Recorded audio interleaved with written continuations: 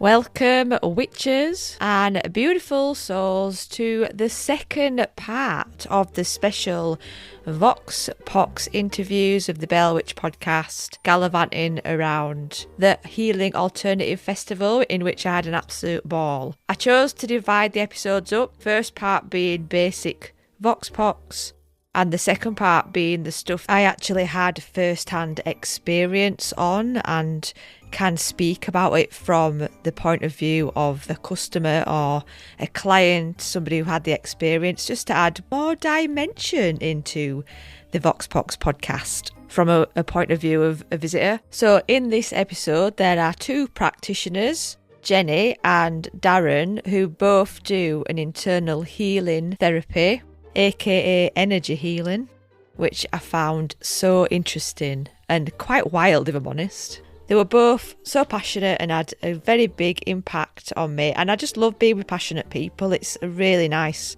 They had some right gems of knowledge and pearls of wisdom. Anyway, I shall press play and enjoy the episode. Hello, I'm Jennifer Leigh and I am an emotion code practitioner based in Sorby Bridge in Calderdale. Wow, I've no idea what that even is. It's magic, I absolutely love it. So it's a form of energy healing that works with the subconscious mind to release trapped emotions from the body. All I do is guide that process. We end up with emotional baggage as adults, things that we hold on to, emotions that we've not been able to fully express at the time that we felt them.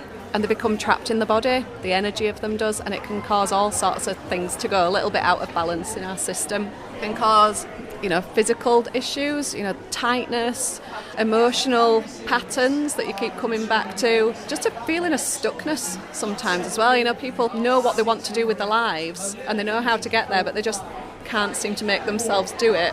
So it just helps to release anything that's holding someone back from that as well. The process itself, we get into a lovely meditative state, and I've got a beautiful studio that helps us do that. It's just such a lovely calm space straight away. So we do a little bit of a meditation, get really nice and relaxed, and I just ask a series of yes and no's silently of the subconscious mind. And I get my yes and no responses from something called the sway test. So it's a little lean forward for a yes and a little sway backwards for a no. And I just work through a chart of emotions until I get the right emotion that says, yes, this is the one that we want to release. And we also ask the age that the person is when they experience that emotion. And sometimes the person at that point will go, oh yeah, that's when this happened, or oh, I've no idea what that was, but ready to let go of it. And we then focus all of our attention to the governing meridian on the spine, and we draw a magnet down it, and all that's doing is bringing the attention of your body to bring the energy of that emotion to the spine and out through the root chakra into the earth, and we're just letting the earth then recycle that energy. And what happens then when we've released it is the space where it's been released from can come back into balance, and our natural state is peace and joy. Like a baby. So we're coming back to being like a baby and just finding peace and joy in the world, and it's so lovely. And the more that I do it with people, the results are just so beautiful. And I think that's what I always say to people when they say, well, will it work? Is it, is this right for me? How many sessions do I need? I just let the person lead. So judge it by the results that you get. If you feel like you need more, great, have more. If not, that's great. Is this like a weekly yoga class type deal? Not necessarily, no. I do one-off sessions one-to-one, but I do tend to find that the deeper someone goes with regular sessions, the better it gets. And we always ask at the end of a session as well how long it's going to take for the body to process that emotional imbalance out of the system. So I'd always say don't book in again during that processing out, but it's usually only a few days. But I have had the best results where people have come back for sort of like 2 or 3 treatments. Because of that, I have a package. It's a set price for one session, but then I have a set price for a 3-session package as well, and people do tend to take advantage of that offer, and that's when I do see the best results. It sounds amazing. I've never known anything like it. How do you get into a job like this? Like, how? Through a series of amazing synchronicities. It's always the case, isn't it? Yes, exactly. I do feel like it was very lined up for me. So I was in the civil service for 20 years, working with people who were in a really vulnerable position. I'm a natural empath, and what happened is it just led to me burning out because I was going over and above to help people in need. and I just ended up really ill. I ended up with chronic fatigue syndrome, and I came across the emotion code at a women's event that my friend was running, and there was a lady there doing demonstrations, and she showed us how to do it, and I just got it straight away, and I knew that that's what I wanted to do.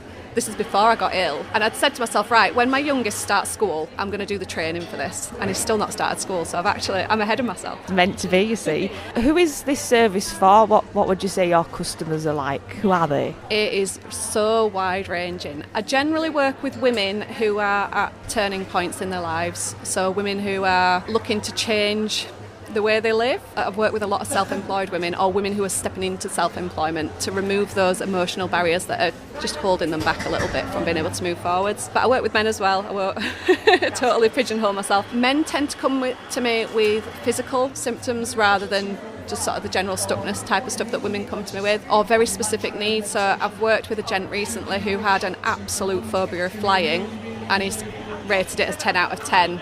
We did one session and released, I think it was only sort of 8 trapped emotions that on the face of it didn't look like they were at all related to a fear of flying. It were things like childhood insecurity, being abandoned, rejection, things like that, which you really wouldn't associate with a fear of flying. The proof was in the pudding, because 2 weeks later he took a flight, and he said on the way out there his fear had gone down to a 5 out of 10, but on the way back his fear was down at a 3 out of 10, and he said, I even looked out of the window until it started turning. But I think that gets all of us, doesn't it? It's so brave, isn't it? That is. Where can we find you? So in terms of like virtually or where I'm based, right, so I'm based in a lovely building in Sorby Bridge called Artemis Business Centre and Arts Hub, and it's such a gorgeous space, and I've got an attic room that's really nice and calm, and I run one-to-ones there, but it's also big enough to do group workshops. So I have a Wednesday women's circle 10 till 11, which is a really nice space, and on a Friday I do a guided healing meditation called Unwind from the Grind. For anyone who's had a stressful week, they can come along. That's just a nice way to start the weekend. So that's where you can find me geographically. You can find me online at www.jenniferleigh, and Leigh is spelled leigh.co.uk, and I'm on socials as Jennifer Leigh Intuitive, Instagram and Facebook. I was so intrigued by what Jennifer was offering, I paid for a taster session immediately after her interview. And it was not what I expected at all. I sat in front of her with my back towards her. We took some deep breaths. I think she settled herself and maybe spoke to somebody, one of her guides or her team. And then I didn't really know what happened because I was facing away from her. I know that the magnets came out and went down my spine, although I didn't feel anything. As she goes, she writes down her findings on a whiteboard to show the client after the treatment has finished. Absolutely astonishing. Luckily for us, I snapped a picture of the findings she'd written, and just as I've opened my phone at time of recording, it is 11:11, which of course is no coincidence. Insecurity at 32. Terror at 10. Now that was my young life and my abuse and all that rubbish that came out. My nan was very ill at 10 and ended up dying. Disencouragement at 2 years old, which I can't remember. Heartache at 32 and guilt at 40. The guilt is being alive because my mother didn't make it to her 40th birthday. So that bit floored me. And then 32, I had to really think about what happened when I was 32. And of course, I was struggling with breastfeeding Florence at the time. So insecurity and heartache, because when I got pregnant, I'd struggled with breastfeeding. And then when I got breastfeeding going, I wanted to feed through my pregnancy and it was just too hard. So I had to ask Florence to stop, and she was only 2, and I remember being so upset about it. Wow, that is just wow. My name's Darren Ibbotson and I run Breath of Transformation. I run transformative breathwork sessions and I teach breathwork practitioners. Also teach connected breath and cold water treatment, also known as TUMO. We've got all kinds of things going off. It's important that more people breathe properly, not only in day-to-day life, but if we want to get through trauma, want to get a little hand from the other side, then this particular combination of breaths that I teach is absolutely fantastic. it means that we can heal ourselves both physically and emotionally. It's amazing how we actually do forget how to breathe, isn't it? Yeah, absolutely. I mean, we've breathed in too shallow a fashion gradually over hundreds and hundreds of years, but in particular the industrialisation of modern day society has caused people to breathe more shallowly and through the mouth. It's actually changed the shape of the palate as well, which makes it even harder to breathe. But once you catch yourself breathing through the mouth and too quickly, which is what's most common, then we just remind ourselves to breathe in through the nose and out through the mouth and slow down. Then slowly we improve our mitochondria, which allows more information, both chemical and electrical, to pass through easier, and we find ourselves feeling better. But that's just the day-to-day stuff. Then we go into very specific types of breathing, which then allow us to buck past traumas out of the auric field and allow us to travel towards the source of all things, which is where all the love and all the divine wisdom is. Is it bad for you to breathe through your mouth? Well, there are two answers to that. In normal day-to-day life, it's not helpful. Breathing through the mouth causes us to create cortisol in the body, which causes anxiety and stress. It's not the other way around. People believe that anxiety and stress will cause you to breathe shallowly through the mouth, but it's actually the other way around. By breathing quickly and short breaths out of the mouth, actually cause the body to release cortisol, which then gives us stress and anxiety. Is it bad to breathe through the mouth all the time? No, because when we breathe specifically through the mouth in controlled hyperventilation, that's when we get into the heart space. That's when we go exploring inner space, get close to what some might call God's kingdom, what others would call Akasha or Nirvana. There's all kinds of jewels waiting for us deep inside our own heart space when we breathe consciously through the mouth. I just know everybody who's listening right now has started to breathe really deeply. I just know it. We just need a reminder. That's all. And then every time you catch yourself, get the air in. Yeah, it's beautiful. I've been reading up about when you're asleep, because I sleep and my jaw falls. I wake up with a dry mouth, so I'm attempting to tape my mouth closed. Just wondering if you have any insights into that? My wife has been sleeping holding her jaw closed with her hand for 12 months now. I've tried all the different types, but because I don't sleep very deeply, I stay in REM quite a lot and move about a lot. Everything that I've tried, I end up breathing through my mouth again. But absolutely in the same way that when we're going about our normal day-to-day business, it helps tenfold your sleep, your rest, to close your mouth and breathe through your nose if at all possible. And yeah, I would say probably mouth tape's probably the best way through it. Yeah. I'm the same though. I roll around and I think sometimes I take it off in my sleep. Yeah. I wake up and it's like, where's it gone? Yeah, well, I mean, I've got a problem as well in that because I've got a beard, I can't. Yeah. It won't stay on. But if you've got smooth skin, it's absolutely the best way forward, I think. I've tried all the things. I mean, ironically enough, as a breathwork coach, I still snore, but I have no control over what I do when I'm asleep. And as I say, I've tried every type of remedy, barring the CPAP machine, which I'm not old enough for a CPAP machine. I just don't like the idea of strapping a big machine onto my face for the rest of the evening. I do try my wife's method of holding my mouth closed, but she can just lay like that all night. I'm jealous. I wouldn't be able to do that. I mean, I do kind of tuck my hands in like a little animal, but I couldn't do that. Oh, I'm aware of myself spinning round constantly in my sleep. I'm never stay still. But yeah, that's my best advice. Mouth tape. Yeah. I know you mentioned cold water. Can we just quickly touch on that, cold water and breath together? I've got a cold tub outside. We go in that regularly.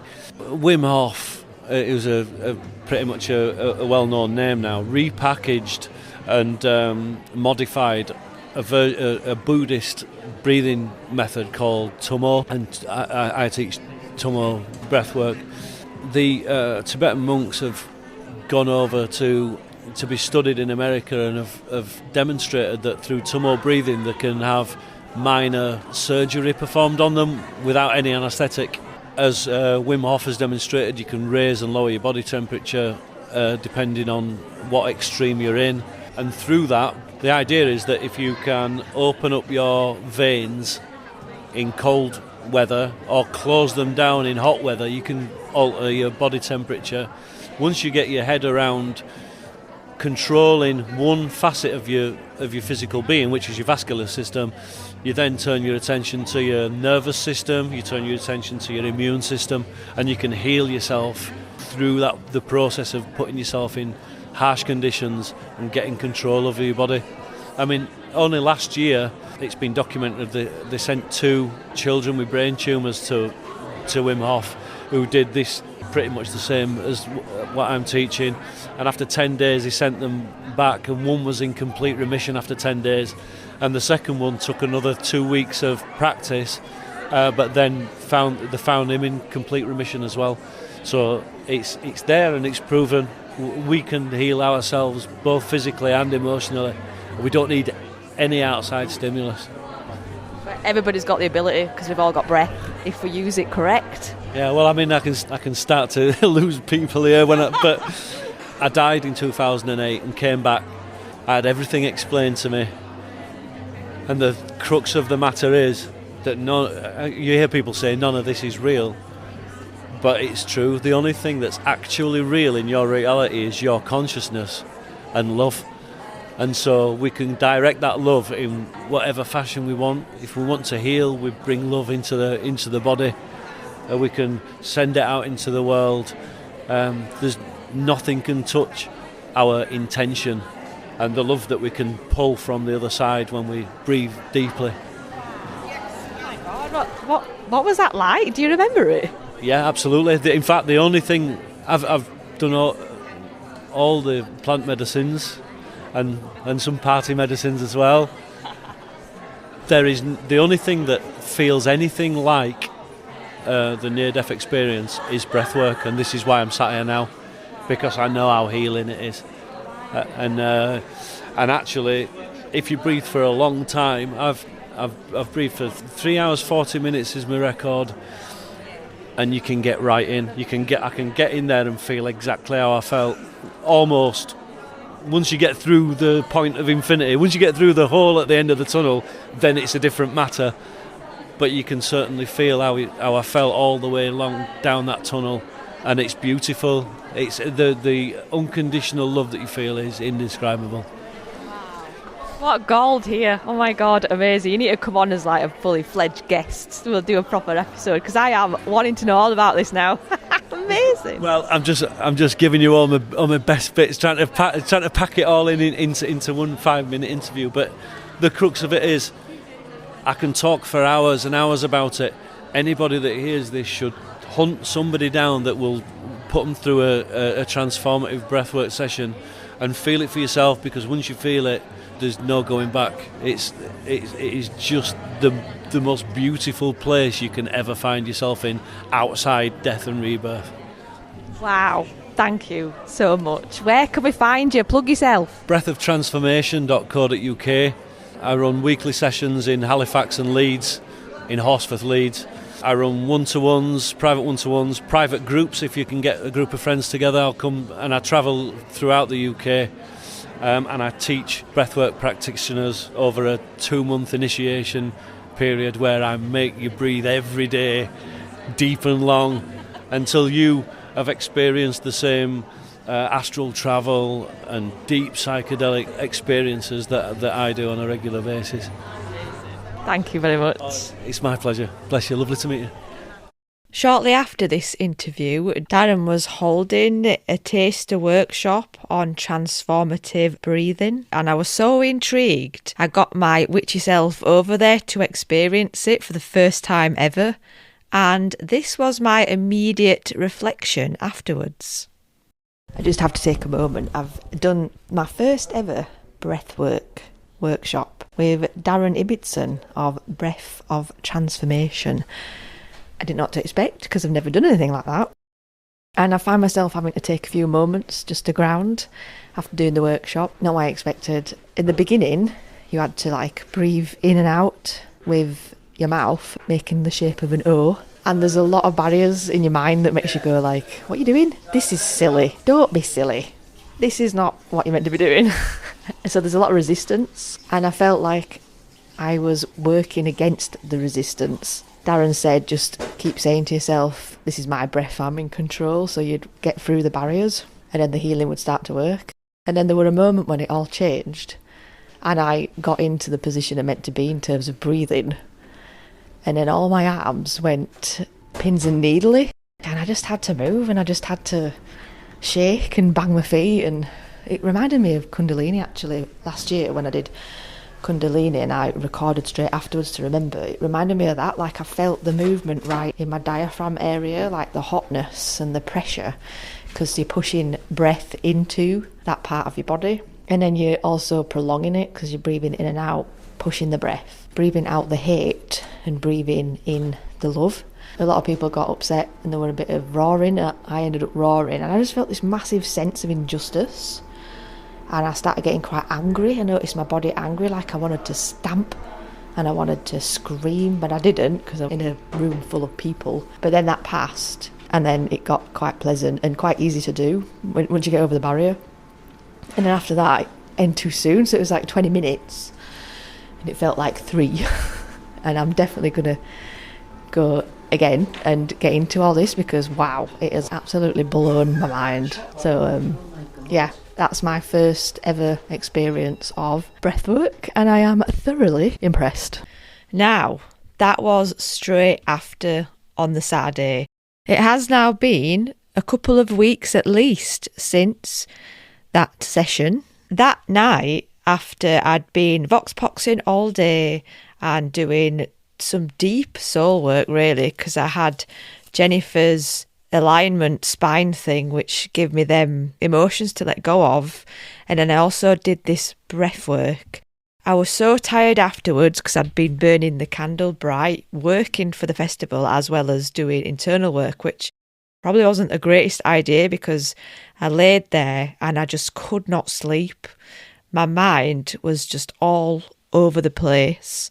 So on Sunday I opted to not work. Really, I took my eldest daughter Florence. She grounds me so well. She's such a good little conductor for me in terms of keeping me on the ground, bless her, and makes my aura relax and my energy chill the fuck out. And so I still spoke to people, but I wasn't really doing much work. And I did take the microphone and I did ask people, but they weren't up for it, which was absolutely fine. And since then, I've had wild dreams. I am attempting to change my behaviours quite significantly in terms of habits and addictions and movement, and also noticing the flowers. I know I did the tree episode and I visited a tulip farm recently. It absolutely filled my cup. It was beautiful. So I do feel like I have shifted slightly, but there's way more to do. The thing that surprised me most from doing the breath work was the amount of emotion. Like it was really angry, spiky, I want to scream, I want to smash the place up energy, like the sheer injustice and unfairness I felt for myself for my early years. And I think out of everything, when I allowed it to come, that it shocked me because I didn't think it was still there. I mean, I speak openly, I feel like it doesn't trigger me anymore, but it's still there deep, deep down, slumbering under the surface. And I'm sure one day it will come out as it did then. So that kind of frightens me a little bit in terms of taking on breath work. I know it needs to be done. I am absolutely going to do it. It's just a case of when am I going to be ready for it, really. And the time scale, can you imagine what you could achieve from an hour after getting all this from not even 20 minutes of breath work? It's massive, is that? I do feel like, I know it sounds a bit silly, but I'm allowed. I feel like, you know, you see a lot of this healing stuff in the grand realms, and there's cacao, which is a beautiful plant messenger and healer, and then you've also got like Cambo, and there's stuff I don't really understand from the rainforest and stuff that makes me err on caution in regards to where it comes from and how the Western society treats it, and that big old can of worms, cultural appropriation. However, breathwork, there is none of that. It is absolutely the right of every single breathing being on this planet. We all have the breath. It is primary life source within us, and that makes me so much more open to the idea of working with breathwork without any reservations or worries that I'm taking something that shouldn't be for me or I haven't earned. So I do really feel it's going to be a life-altering moment. Anyhow, that is it from me, Swales the Friendly Green Witch, and my little Vox Poxing adventures. It is very different to what the Bell Witch podcast usually is. I do hope you've enjoyed it, and variety is the spice of life. I think it worked. I enjoyed doing it, but what do you think? It's for you, dear listener. Do feedback your thoughts on the Vox Pocks. Was it too distracting, or was it a joy to listen to? Take care and stay magical, my dear witches and beautiful souls.